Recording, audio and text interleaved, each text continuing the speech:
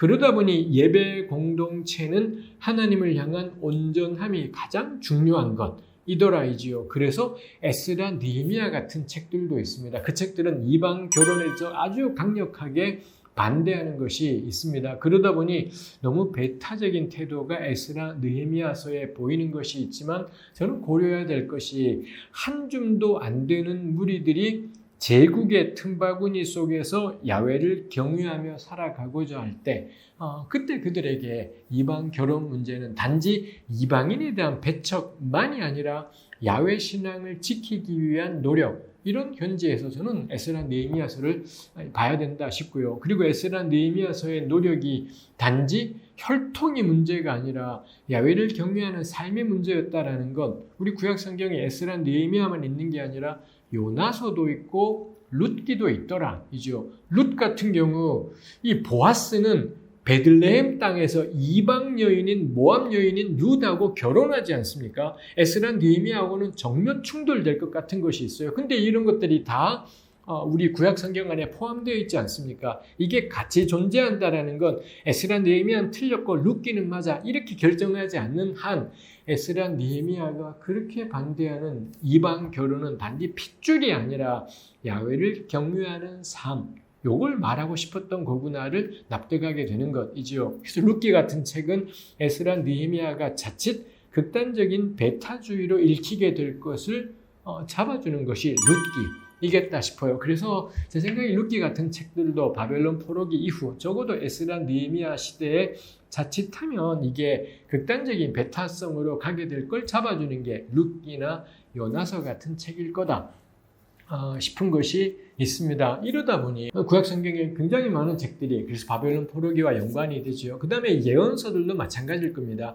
예언자들이 사역할 당시에는 누구도 그들의 말에 귀를 기울이지 않았더랬습니다. 근데 망하고 나자 이 양반들 진짜였구나 해서 그들의 글들을 모으는 일들이 이루어졌고 지금 우리 가진 이사야, 예레미야, 에스겔, 12소예언서 이런 책들이 당연히 포로기 이후에 완성되었겠구나 라는 겁니다. 이사야는 진즉 살았던 사람이지만 그의 선포가 개무시되었다가 바벨론 포로 이후에야 이분 진짜였구나 글들이 모여지게 되고 정리되었을 거다 라는 겁니다. 그래서 구약의 거의 대부분의 내용들은 이미 그 전부터 아마도 입에서 입으로 전해지는 구전 형태로 꽤 많은 것이 존재했겠지만 지금과 같은 구약 성경이라는 작품으로 완성이 되는 건 거의 대부분이 포로기 때부터 시작해서 포로기 이후, 포로 갔다 돌아온 귀환 이후에 되었을 거다. 대체로 에스라, 느헤미야 시기쯤 가게 되면 우리가 가지고 있는 구약 성경의 굉장히 많은 부분이 마무리가 되었을 거다라는 겁니다. 그때 마무리가 된다고 해서 다 권위 있는 글들이냐? 뭐 그렇지는 않아요. 가령 우리 에스라, 느헤미야를 보면 이 양반들은 맨날 모세율법책을 의지하지 예언자들의 말씀에 주의를 별로 기울이지 않습니다. 근데 우리 신약 성경으로 오면 예수님께서도 율법과 예언서 이런 표현들을 하셔서 주후 1세기의 유대는 예언서들도 아주 중요하게 언급을 하지만 에스라, 느헤미야서는 예언서들에 대해서 별로 귀 기울이지 않는 것이 있어서 이 에스라, 느헤미야가 활동하던 주전 5세기까지는 아직 예언서들은 특별한 권위가 마땅치가 않구나, 증거가 명료하지 않구나 싶은 것이 있지요. 그렇지만 시간이 지나면서 차례차례 권위들을 인정받게 되었을 거다 싶은 것이 있습니다. 그런 점에서 구약 성경의 거의 대부분의 책은 포로 경험하고 연관되어 있구나라고 저는 이야기할 수 있다 싶은 거죠. 포로 경험. 그래서 겁나 하나님께 은혜 받아서 너무 잘 나가고 쾌적할 때 구약 성경이 형성되는 것이 아니라 가장 바닥을 친 심지어 나라 자체가 완전히 망해버렸고 성전마저 파괴되어 버린 한 나라가 한 민족이 존재할 수 있는 가장 밑바닥 그때부터 이 사람들은 우리가 지금 구약 성경이라고 표현하는 글들을 만들어내고 정리하고 수집하고 편집하고 작성하고 이런 작업들이 이루어졌다 이죠. 그래서 구약 성경을 읽는 가장 기본은 저는 재앙인 것 같아요. 재앙 상황에서 과거를 되돌아보고 과거를 되돌아보며 자기 비판 자기 비난, 우리가 그 모양으로 살았구나. 현재를 돌아보며 현재의 고통을 충분히 슬퍼하기, 그 다음에 미래를 생각하며 그럼 우리를 살게 하는 건 뭐지? 하나님의 은혜로운 선택, 그리고 그 선택에 합당한 순종하는 삶, 순종하는 삶의 핵심으로서의 예배하는 공동체, 뭐 이런 것들이 포로기 때 왕성하게 이루어지는 일들이 있더라라는 것입니다. 그리고 이게 가능했던 것이 바벨론이 뜻밖에도 상층부 사람들, 이 지식인층들을 대거 붙잡아가는 바람에 이런 문학적인 활동들이, 자료를 수집하고 보존하는 활동들이 가능했더라라는 거고요.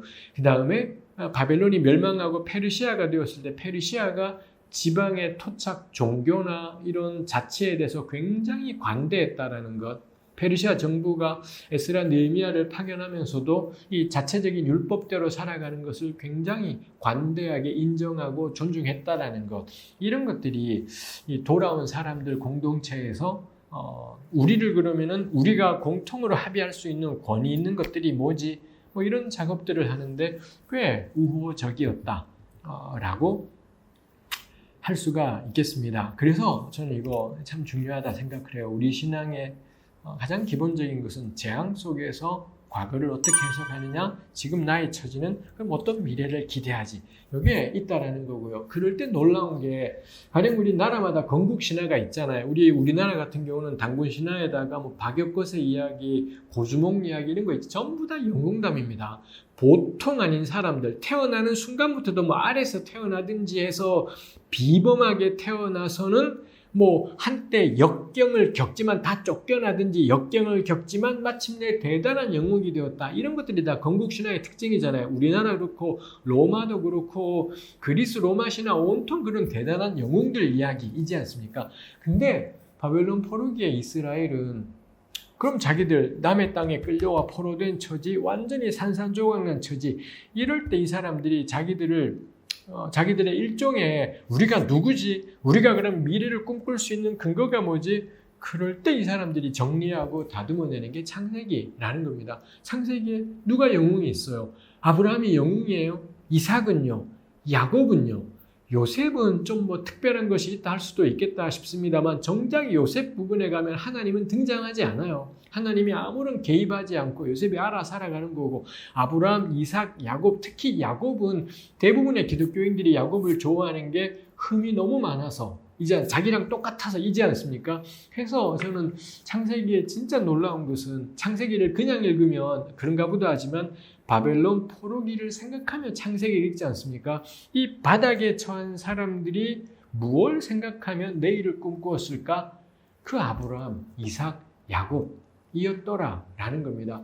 흠이 많고 문제가 있는 가정, 문제가 있는 사람들, 아니 무슨 건국 신화가 이 모양이라면, 무슨 자기들의 자존심을, 정체성을 이야기할 신화가 이렇게 연약한 사람들이라 싶은데, 근데 우리 창세기가 온통 그런 내용들로 가득한 것이 있더라라는 겁니다. 그러면은 저는 창세기 읽을 때 느낌이 더 달라지게 되는 것들이 있겠다 싶은 것이 있습니다. 해서 우리 구약을 읽으면서 저는 그거 늘 기억을 하면은 좋은 것 같아요. 바벨론 포로기에 완성되었다는 것, 이 나라가 사라지고 성전이 파괴되고 남의 땅에 쫓겨나고, 남의 땅에 쫓겨나서 남의 땅에 살게 되고, 이 참혹한 상황 속에서 이 사람들은 이거 왜 모았을까?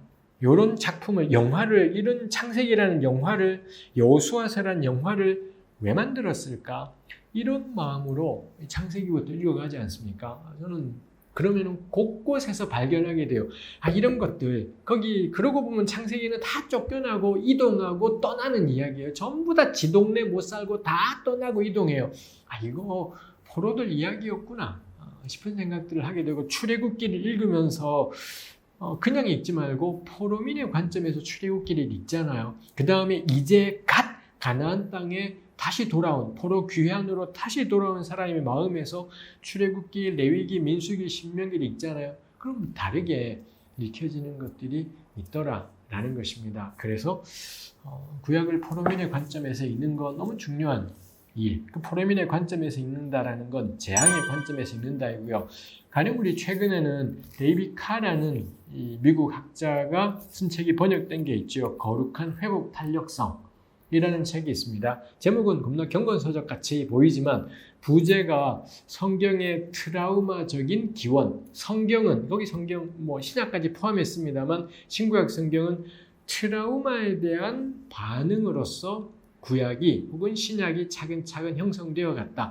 사실 이 책은 신약은 조금 나오지만 저는 구약 공부하는 사람으로 구약 정경 형성사 뭐 이런 내용이 되는 셈이에요. 근데 구약 성경이 왜 형성되느냐? 트라우마에 대한 반응이었다 해서 뭐 트라우마라는 말이 들어가서 낯선 게 있지만 재앙에 대한 반응이었다 인 겁니다. 그래서 데이빗 카가 참 좋은 이 역사비평 학자입니다. 요즘 열심히 글 쓰고 활동하는 학자인 거고, 근데 겁나 학문적인 역사비평적인 이야기를 이렇게 써나갔기 때문에 읽기가 전부를 납득하기가 썩 쉽지는 않은 것이겠습니다만 하여간 제가 지금 오늘 나누는 주제하고는 굉장히 연관될 만한 그런 책이다 싶은 것이 있습니다. 그 책 한번 읽어보시되 혼자서는 읽어도 알기가 간단치 않습니다. 같이 읽는 팀을 만들어서 읽어보시면 좋겠습니다. 책 광고하는 것 같지만 그거하고는 상관없습니다. 그렇습니다.